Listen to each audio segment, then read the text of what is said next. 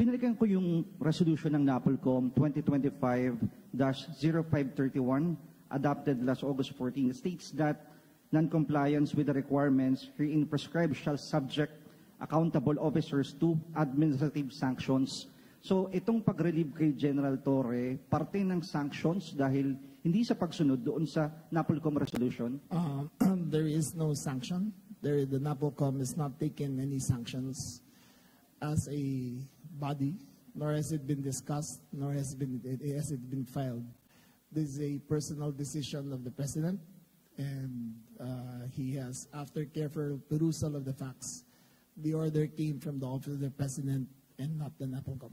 Okay. Go ahead. Just go ahead. Okay. One more. Yung 4-star, kailan po makakukuha ni General Nartates? You will learn about that sooner, as soon as the NAPOLCOM board convenes again next week.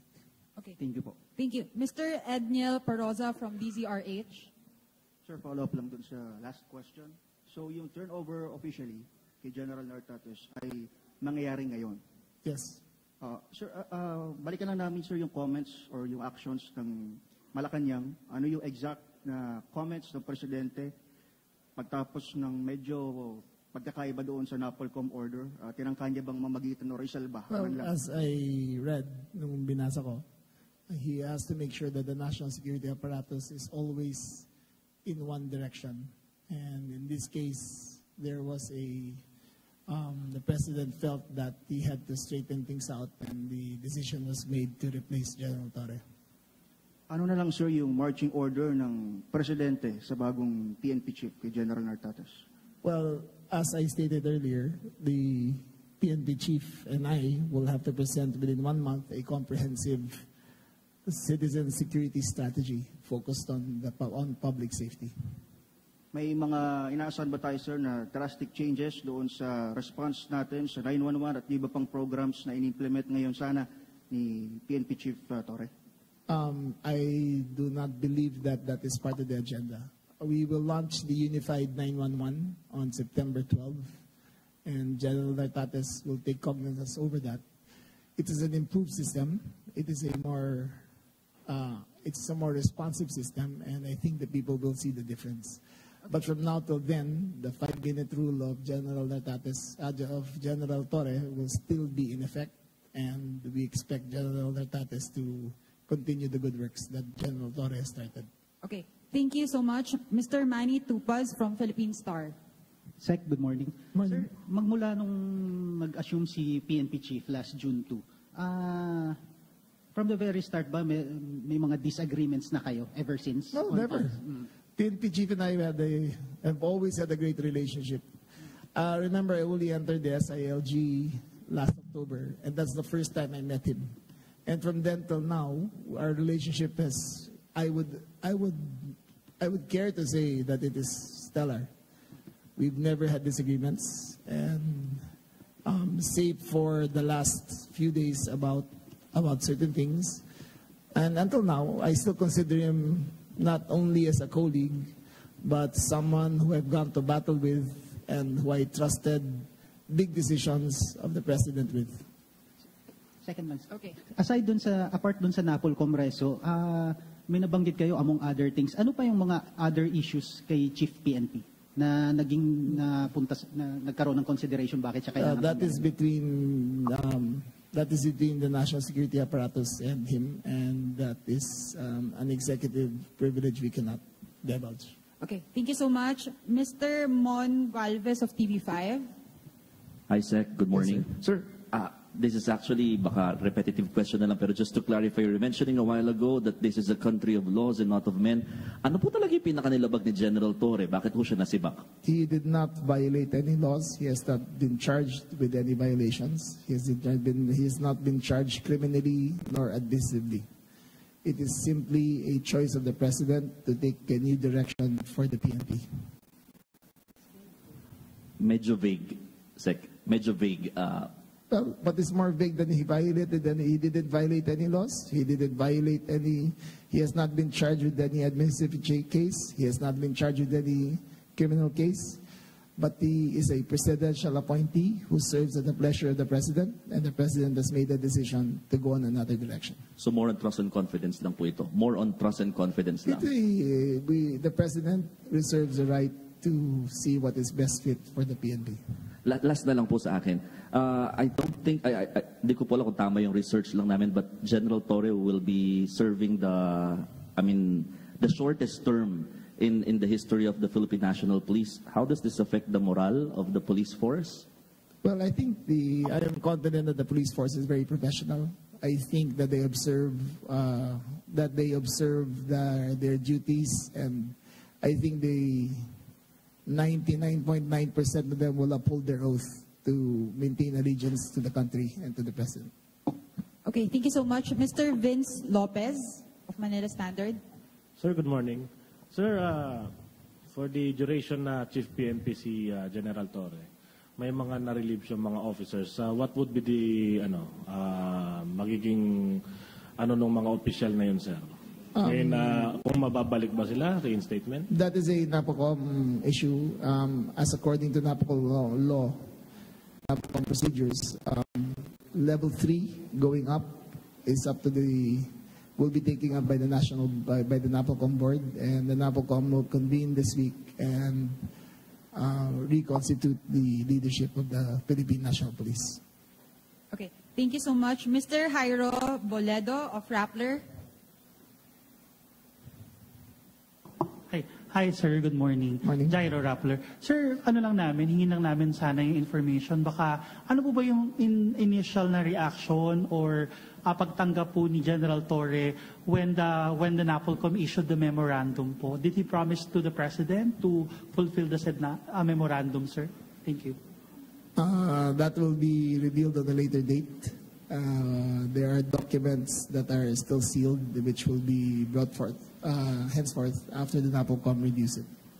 Last question for me, sir. In relation to Vince's question, the NAPOLCOM reversed a few assignments made by the President, made by PNP Chief Torre, including some of the appointments in CIDG and all that. Saan na po, ano na po mangyayari doon sa order na yun ng NAPOLCOM?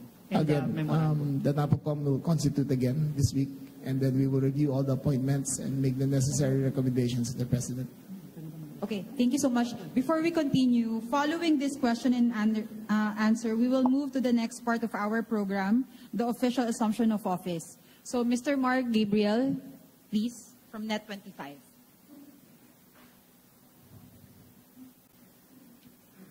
Sec, good morning po.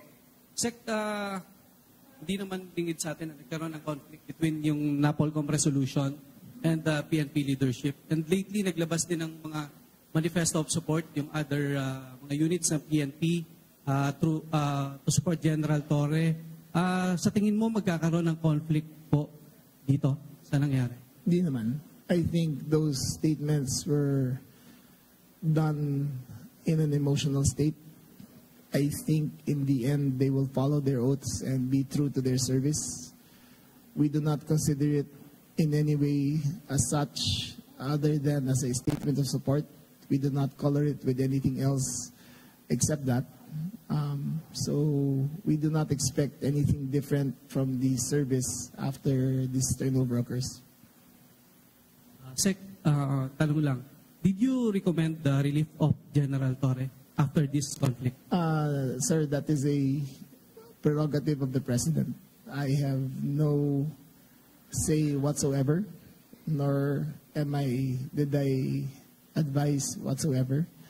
A chief PNP is the sole body, the sole entity to tackle such an appointment, or relief is only from the office of the President.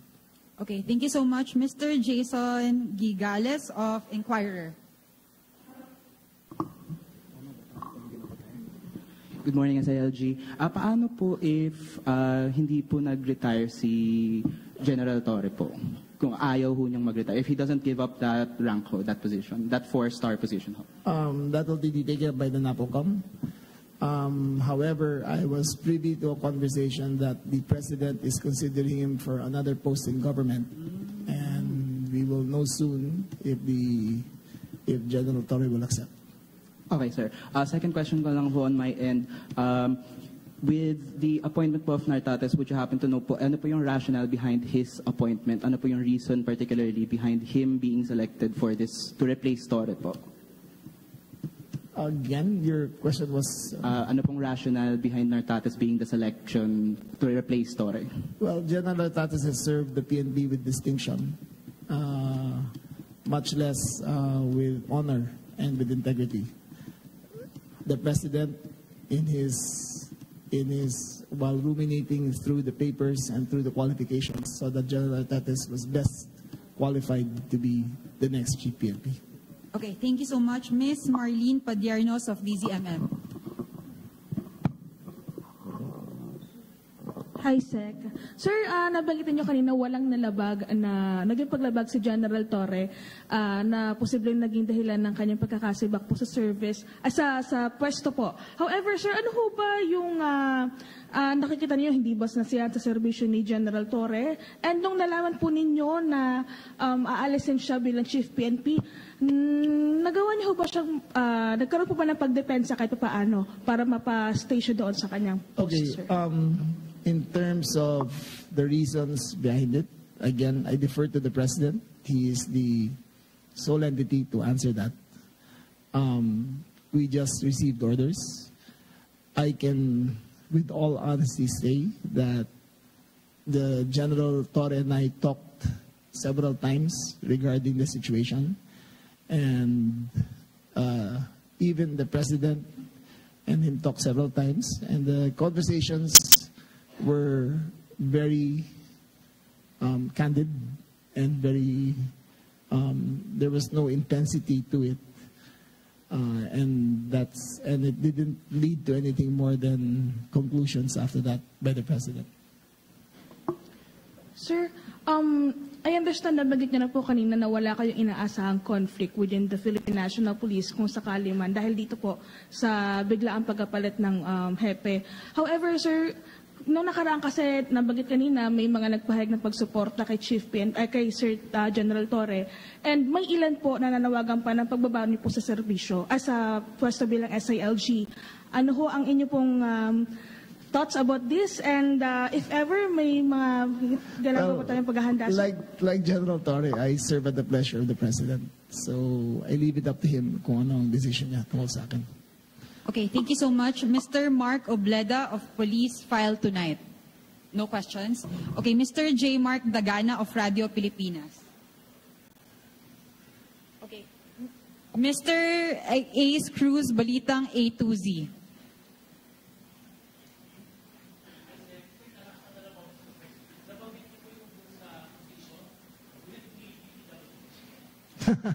We will have to wait for the President to make the announcement. I'm not at liberty to... I actually don't know for a fact of what will be offered to him, but it has been brought about during our conversation that he is thinking of offering a position to the former Chief PNP. Yes. Okay. The President said that, sir? Yes. Yung usapan nyo? Okay. Yes, he is being considered for another position because the President still believes in his capacity, in his organizational strength, in his vast experience in the service. So the President believes that he can be of use in other positions critical to the nation's development. Okay, thank you, sir. If there are no more questions, are there any more questions? If there are none, we will now proceed with the official assumption of duty. 2-minute break, I think. Sec, would it be fine? So that we can... Okay, 2-minute break and then we will assume. Thanks.